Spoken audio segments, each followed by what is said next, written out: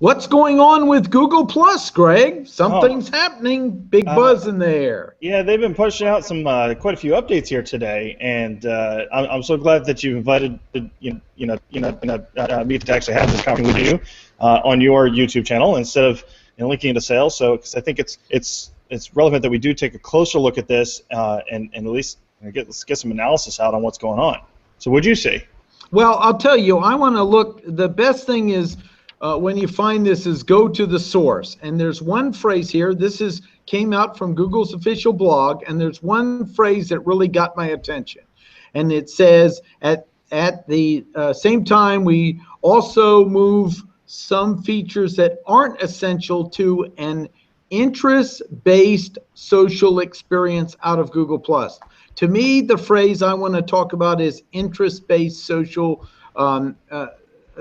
experience, and that to me is very critical, because I think what's happened is Google has brought out Google Plus. They've watched what happened. They connected it to everything, and they sat back and they said, wait a second, let's step back and ask, what are people really using Google Plus for instead of what we want to push them to use it for? And when they stepped back, they found that the interest base, like my Sony camera community I built for my prosumer camera, or those people talking about local guides or PHP programmers, that and getting that data together and having conversations on it, I think they're saying they've recognized that is what the fans of Google Plus are using it most for. So they're going to take off the stuff and let it be independent and let it be just this. What do you think, Greg?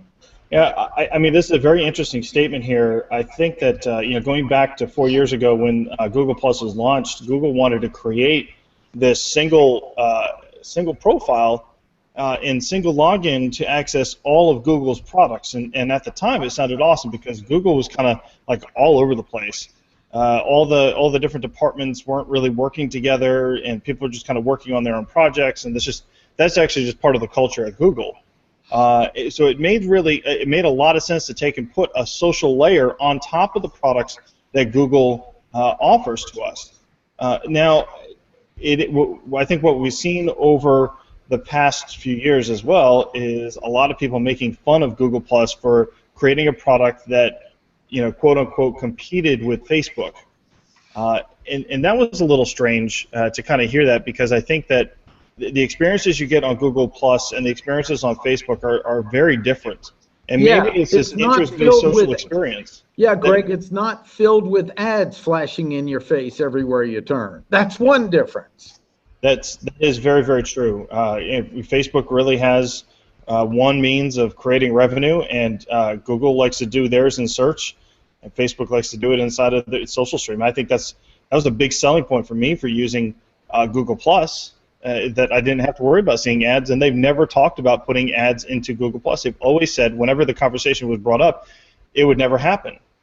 Yeah, I think that, but this interest-based social experience is a pretty interesting concept because, like you had said, a lot of folks are using the community feature to create very interest-based specific communities, or they're following people that are of a specific interest, and people are creating circles based on their interests. I bet you it's probably is based off the circles concept.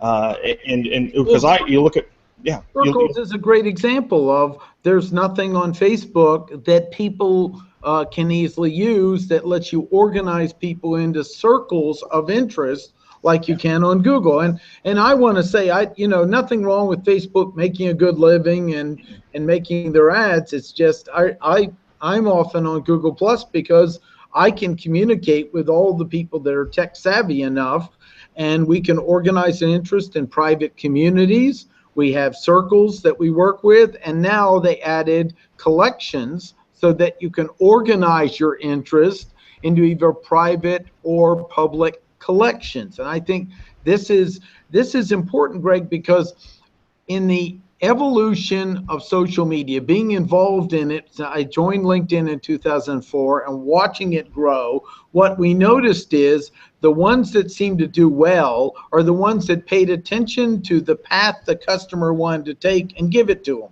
For example, hashtags on Twitter. They went, you know what? People love it that much. Let's integrate it. Retweeting on Twitter. They love it so much. Let's integrate it. And I think this might be what one of the challenges is, that they attempted to push out the social media, get us all to do it, and it just didn't work at the level they hoped. Now backing up and saying, okay, who are we best at? Go ahead. No, I agree. I think the interest portion of this is they probably did a pretty significant analysis of what people have for circles. You look at my circles. I mean, if you want, and well, I don't actually. You can't see what your circles are, or you won't be able to see my circles because I don't share those with you. Those are private. But I group everybody into specific interests or maybe geographies as well. So that might be where they're going to be heading, and I wonder to a degree if they're going to take out. I mean, what could they take out now? It's pretty much they've taken photos out now, right? So, which has its own application. And they're saying, hey, you know, we're moving. The photos is leaving Google Plus completely as a standalone. So, you know, that's moving it off. That is photos is a little different than discussions and interests. And it looks like it will let you share your photos related to an interest into Google Plus. Right, but I think that we have Bradley Horowitz of Google, who is in charge of this new department that pretty much, it looks like this is where Google Plus is actually housed. And his department was at Photos, Streams, and something else. Remember what it was? No, not at the moment. Well, I think it's I mean, it goes back to this this PSP comment. I can't find it here. But basically, the photos and streams and this third one, I wish I had it here. But I think that this is kind of where they're going to be focusing on it, and I bet you they may. What if they rebooted it? You know, if they took a different approach to it and they really explained, hey, listen, take your pages that you like that are about running shoes or running in particular and put them into the circle, and anytime you want to know anything about running, you go to your circle and you read your activity stream based on running. Or you like podcasting like you do and I do, we have our podcasting one, and if you want to talk to people of a specific interest, then you can find them in a community, or as you get to know them, you have those circles to be able to go reach out to them and continue to have those relationships and build those relationships online around interests. Yeah, and of course, this is, if you want to work with YouTube directly, you can do it. But I don't think the other question is, how does Hangouts fit into this statement about interest? That'll be interesting. What will they do with Hangouts and Hangouts on Air? I, of course, love Hangouts. We're on it on a regular basis. I have weekly meetings with people on it. Mm-hmm. So where will that land in the domain of interest? And probably a good start is to look at that statement, interest-based social experience, and ask, how does Hangouts contribute to it as one way to project what will be the future of Hangouts?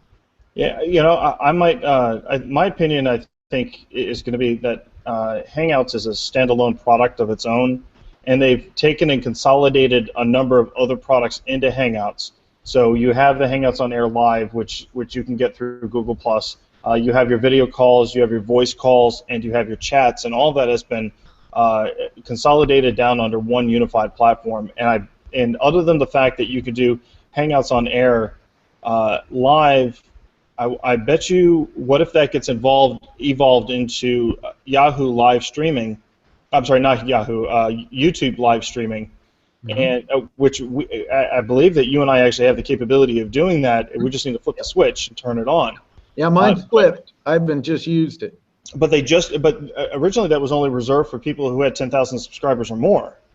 Mm-hmm. So now they've actually lowered the threshold for that, and they may have actually made it available to everybody, and that could be because of platforms like Periscope and Meerkat. So there might be a competitive reason for putting a live stream into YouTube. So when are we going to be able to really, live stream per se on YouTube?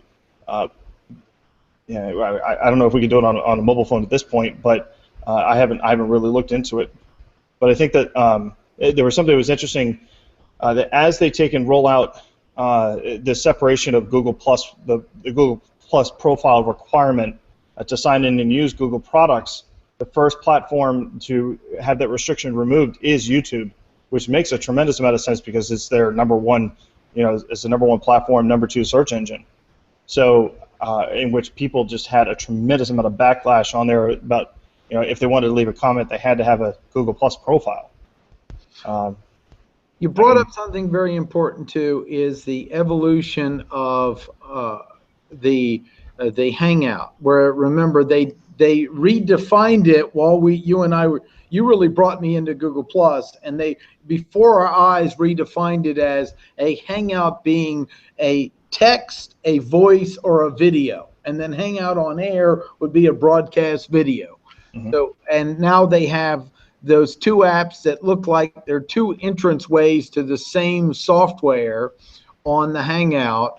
And the question is, will they keep a doorway to Google Plus? I hope so, but it may be more like Google Plus is the interest, and then you can discuss interests in, oh, I just got a connection. You can discuss your interest with other people through Hangouts. There we go. I tied it together. Did that make any sense, or is that only in my mind? I mean, that makes sense, but I think that Google did say that you would be able to create a profile to use YouTube, right? And you could create a Google profile, but in order for anything you do to be public, and when we say public, we mean like SEO friendly, so that way your activity or whatever you're sharing gets the Google juice. You have to have a Google Plus profile. So I think there's they're giving people the ability to say, I don't want to have a Google Plus profile, but I still want to access YouTube. But they're going to give the best benefit to those who actually do have Google Plus profiles. Well, I think we just wanted to do a quick video to get the conversation go. We want to hear your views below. Find good resources or people you like, please include it. We'll put the link of this Google announcement below as well as contact for Greg and I. But this is part of, I just want to give a call out. I'm in the wonderful NC State Technology Training Solution Room. We just had the class number 11 of my social media management certificate program that Greg's been through. And we had a great presentation on social media and law and I'll put mention about that, so watch out for that. Hope to do an interview with it. But we wanted to get this out quick to get a discussion going in Google Plus about this. Exactly. I think this is a great place to do it. Great. You all take care. Please vote, comment, disagree, agree. We want to hear what others have to say. And Greg, thanks for being on this in short notice. Yeah, absolutely. Thank you for inviting me.